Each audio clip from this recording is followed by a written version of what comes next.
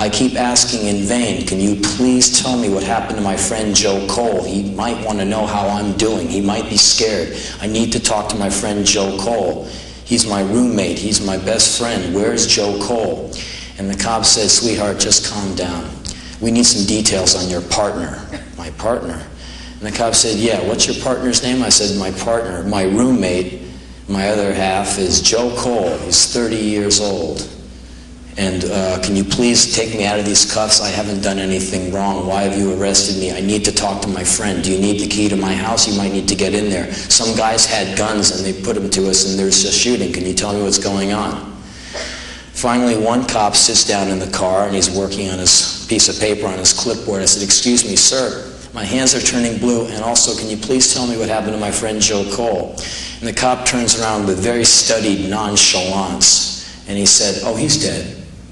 And went back to his clipboard and wrote like it was no big deal.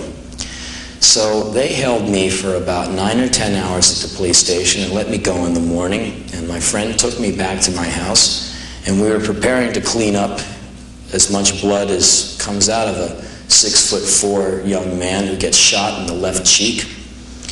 And I was getting ready to mop up that living room, and me and my friend were saying, we can do this, right? Yeah, we can do this. And we're getting psyched up to mop up so much blood. And we get to the front porch, and there's television reporters there, National Enquirer, and there's a big puddle of blood right on the dirt on the front porch, and there's flies eating it. And I look down, and this puddle of blood is very big and very deep and very viscous, and there's a lot of flies eating my dead friend's blood, and that was Joe Cole, man. And so I went by the reporters, and I've never said no comment to a reporter in my life. I said fuck you a lot of times, but I've never said no comment. I felt like I was in Watergate or something. So I walked into the place, and I had to go right into Joe Cole's room and get his phone book and call every single fucking number in that phone book from A to Z and tell them the most horrible news I could think of.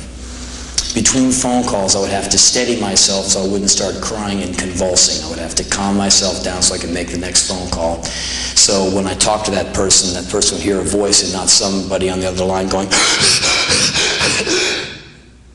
So I did that for a while, and then it took us a couple of days of frantic moving, and we moved every piece of furniture and gear out of that house and threw it in a storage space, and I lived in someone's office for a few weeks and went on tour. And I'll tell you what, man, all that talk about kill a motherfucker like it ain't no thing and all that tough gang banging shit, you know what? I think it's fucked up and stupid. Because when someone dies, it's not like in those movies like Lethal Weapon 3 where they just die, and you know how Mel seems to kill people and never has to really answer for it, and the bodies stack up, and afterwards he just paid $7.50 to see a lot of cars blow up, a lot of silicone impregnated breasts, and a lot of dead bodies. You know what happens when people get shot? They don't like struggle for air and say something witty and dramatic as they die. They just fall on the ground, shit their pants, and have their brains gone at the back of their fucking head, man. The last few months have been really hard. It's been really rough, but there's one upside to the whole thing. Because, like I said, I got enough horror to sink your ship, okay? And who needs to hear it? It just will bum you out, and it's just a self-indulgent blues jam, and I'm not going to pull you through it because I pulled you through it enough. There's one good thing that comes from this. When something this powerful happens, there's a powerful lesson you can get. And here's what. I'm not trying to say I'm some goody-goody, oh, I love you all, and that new wave shit. But look, I don't know many of you people. I don't even know how many of you are here tonight, but I'll tell you one thing. I like all of you, all right? And I don't like all of you like I want to move into your house. I want you to come over and hang out with me and shit. But I like you. I really do. And I'm really glad you're here. Not because you paid whatever to get in here, because you're alive. And I don't even know you, and I love your life because you got one. And if Joe was here now, he'd be here, but he's not. And I don't believe in an afterlife. You step on a bug, it dies. I shoot you in your face and you die, and you don't come back. And that's my belief, okay? There's no ghosts, there's no afterlife. I'm not a spiritual person. I'm a kind of a cash and carry guy, wash and wear. So, with that belief in mind, I reckon that while you are here, since you're not going to Disneyland, and all that shit, and hang out with Jim Morrison and get to jam with Hendrix and Miles and all that cool shit. If I were you, I would really kick a lot of ass while you're here. Because when you're dead and you die, you're fucked. Because you don't get to go hang out and do cool shit anymore. So if you're thinking of going home and putting a fucking needle in your vein and shooting heroin, always know one thing. At least my opinion is, that's fucked. Okay? Glorious thoughts of suicide.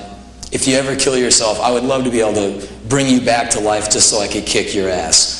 I think there's just no time for drinking this Jack Daniels poison. There's no time for hanging yourself. There's no time for blowing your brains out. There's no time for heroin. As bad as life is, people like Daryl Gates, people training you to be a racist moron. There's a lot of bad shit out there, and as bad as life gets, life is fucking awesome, man. Because the alternative, going to a funeral, looking at a little plastic box that contains your friend, sucks. So all of you are the same on one level. All of you in here are just like me in one way. You're all breathing. And that's the coolest, man. And you have to go with that. Because there's nothing else to go with. That's the only break you get. You get to live tomorrow. You get to go on. You get to move forward. And it might not seem like much, but for me, it's right now, it's all I'm hanging on to. And it's all I've got going. And it's what I'm going to stick with. So, on that note, I just want you to know that I hope you had a great fucking time tonight. I want you to live two ways, long and strong. Good night.